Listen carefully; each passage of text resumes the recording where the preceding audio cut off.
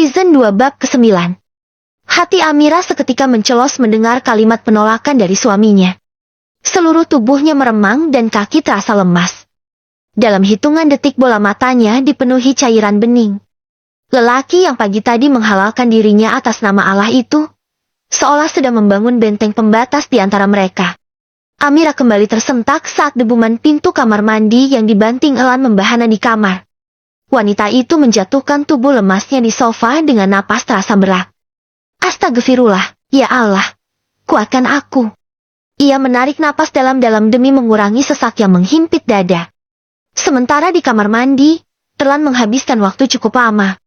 Berendam di air hangat mengalirkan sensasi nyaman pada seluruh tubuhnya yang lelah.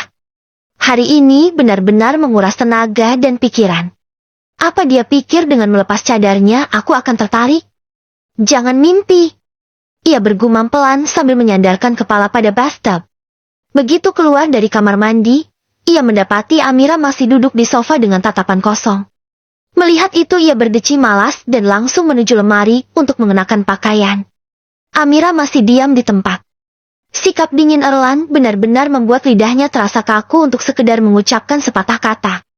Terlebih, ini adalah pertama kalinya ia berada dalam satu kamar dengan lawan jenis. Punggung tegap berbalut kulit putih milik Erlan membuatnya terpaku. Namun, sesaat kemudian ia tersadar bahwa tubuh atletis dan sempurna itu bukan miliknya, dan mungkin tidak akan pernah. Ia kembali menunduk dengan malu-malu saat Erlan melepas handuk putih yang membalut pinggangnya dan menyisakan dalaman. Setelah selesai mengenakan seluruh pakaian, barulah Amira mendekat. Mas, enggak mau syalat bareng dulu? Abah bilang. Amira memberanikan diri membuka suara. Aku tidak peduli. Erlan memotong cepat, menghadapkan tubuhnya pada Amira dengan menghujam tatapan tajam. Dalam kebisuan terlintas kembali pesan mendalam Alfian siang tadi, agar memenuhi tanggung jawabnya sebagai suami, termasuk dalam memberi nafkah lahir batin. Tanpa kata, Erlan menarik lengan Amira dan mendorongnya ke tempat tidur. Gerakannya yang cepat membuat wanita itu tak memiliki waktu untuk menghindar. Amira yang terkejut berusaha untuk bangkit, namun Erlan bergerak lebih cepat dengan mendorong bahunya, sehingga ia kembali terbaring dengan Erlan yang berada tepat di atasnya. Apa yang kamu harapkan dari pernikahan ini? Desis lelaki itu sangat dekat ke telinga. Sudut bibirnya menyeringai tipis. Amira menahan napas, matanya dipenuhi cairan bening. Asal tahu saja. Aku bersedia menikahi kamu hanya karena terdesak Opa dan Abi. Seandainya tidak, aku tidak sudi berada satu kamar dengan wanita seperti kamu. Sekarang bangun dan tidur di sofa. Aku tidak mau tidur berdekatan dengan kamu. Jantung Amira serasa akan berhenti berdetak mendengar kalimat itu. Suara Erlan begitu pelan, namun terasa menusuk ke hati. Ingat satu hal, kesehatan Opa sedang menurun. Jadi jangan menambah masalah apapun di rumah ini. Sesaat setelah membisikkan kalimat itu, Erlan melepas cengkramannya dari lengan sang istri. Amira langsung bangkit. Ia berjalan gontai dan menjatuhkan diri di ujung sofa. Berusaha menekan rasa sakit yang memenuhi dadanya. Ia bisa saja berlari keluar dan mengadukan semua perbuatan Erlan kepada Umi dan Abi, namun itu hanya akan membuat keadaan semakin kacau. Mungkin akan terjadi keributan besar dan ia tidak ingin memicu permasalahan. Setelah beberapa menit larut dalam keheningan, Amira menoleh ke tempat tidur di mana suaminya sudah terbaring dalam balutan selimut. Ia melepas cadar dan beranjak menuju kamar mandi untuk bersuci. Saat hatinya sedang lemah seperti sekarang, mengadu kepada Sang Pencipta adalah satu-satunya yang dapat ia lakukan. Sajadah membentang di antara ruang kosong di kamar. Dalam pencahayaan yang temaram, Amira larut dalam doa. Wahai Zat yang mampu membolak-balikan hati manusia, teguhkanlah hatiku atas agamamu, lembutkanlah hati suamiku sebagaimana engkau melunakkan besi atas Nabi Daud. Hati Amira menjadi lebih tenang setelah mencurahkan seluruh isi hatinya. Kini ia sedang membaringkan tubuhnya di sofa. Beruntung sofa di kamar Erlan cukup besar, sehingga tubuh kecilnya dapat berbaring dengan nyaman. Baru saja akan terpejam, tiba-tiba indera pendengarannya menangkap suara deringan ponsel milik Erlan. 3 kali benda pipi tersebut berdering barulah Erlan terbangun. Ya, sayang. Deh. Jantung Amira kembali berpacu mendengar suara serak suaminya menyematkan panggilan sayang entah kepada siapa. Dalam pencahayaan temaram, ia menoleh dan melihat Elan sedang melakukan panggilan video. "Kamu sudah tidur? Belum?" Suara manja seorang wanita terdengar dari sana. "Tadinya sudah. Kenapa video call malam-malam?" balas lelaki itu dengan lembut. Sepasang mata Amira terpejam bersama air mata yang mengalir. Tangannya meremas selimut yang menutupi tubuhnya. "Enggak apa-apa. Aku enggak bisa tidur." "Erlan? Mikirin apa?" "Kamu." "Cukup sudah." Amira tidak kuat lagi. Ia memilih menutup kepala dengan bantal, agar tidak perlu mendengar pembicaraan mesra suaminya yang mungkin semakin lama akan membuatnya sakit. "Ya Allah, kalau memang kami memiliki jodoh yang panjang, kuatkan hatiku untuk membawa suamiku keluar dari hal-hal yang diharamkan." Amira berusaha terpejam. Meskipun samar-samar suara Elan menembus pendengaran. Dalam kebisuan hatinya menjerit pilu. Rumah keluarga Darmawan. Sudah berjam-jam Bray membolak-balikan tubuhnya di tempat tidur. Namun, matanya enggan terpejam.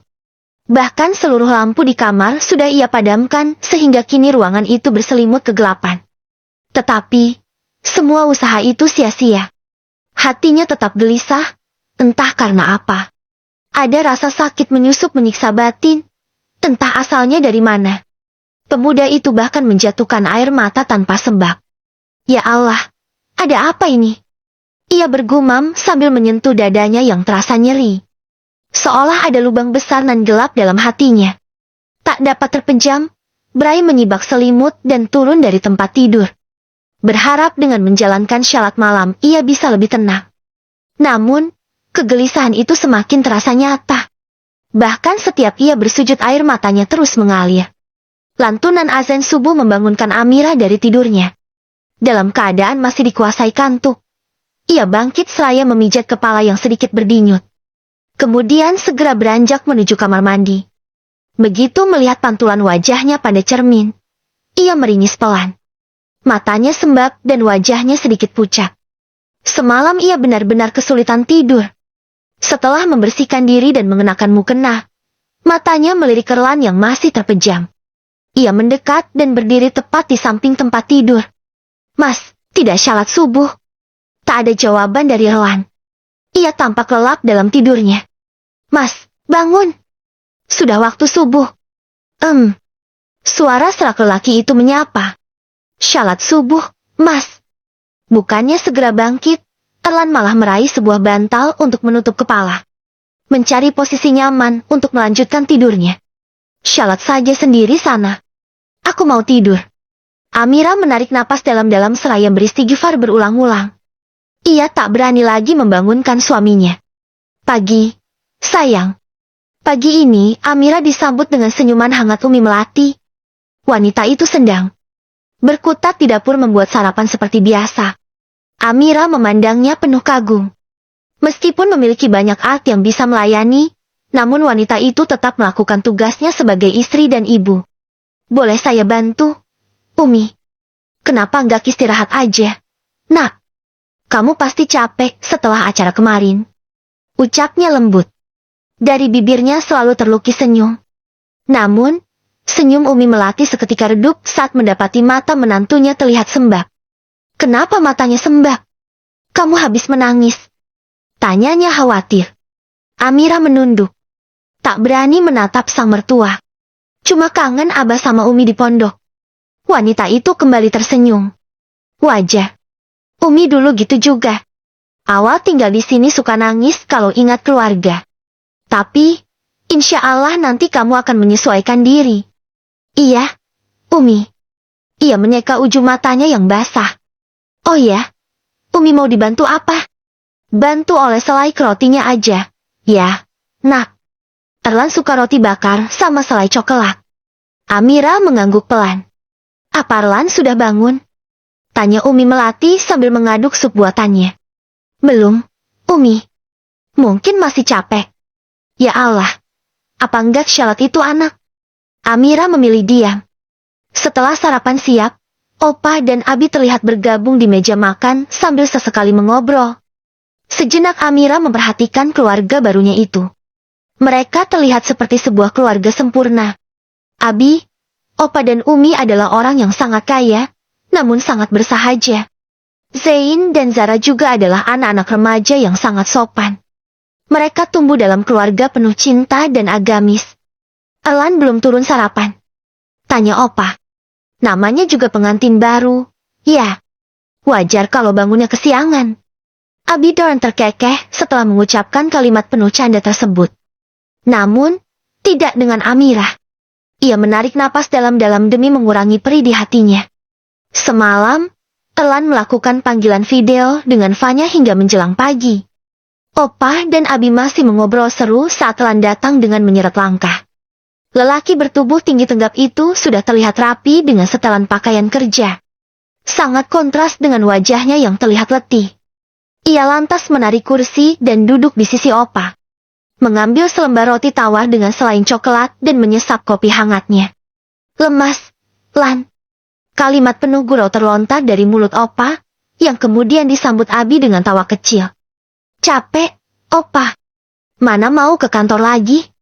Loh, kenapa nggak cuti dulu? Kamu kan baru menikah kemarin. Tadinya mau cuti, tapi tiba-tiba ada kabar dari Benny. Katanya ada info terbaru dari kasus pembunuhan ayah. Suasana keluarga yang semula hangat itu seketika berubah serius. Raut wajah Opa dan Abi pun berubah. Amira yang sedang membersihkan peralatan dapur itu menoleh sejenak. Begitupun dengan Umi yang terlihat terkejut. Ada info apa? Apa Wulan sudah tertangkap? Belum, Abi. Pembunuh itu tidak meninggalkan jejak apapun. Menurut informasi terakhir, Wulan sempat jadi TKW ilegal. Terus dipulangkan ke Indonesia. Masalahnya tempat sembunyi dia sekarang entah di mana. Perang. Pembicaraan serius itu seketika terhenti saat terdengar suara pecahan kaca dari arah dapur. Tubuh Amira gemetar sampai tak sengaja menjatuhkan piring.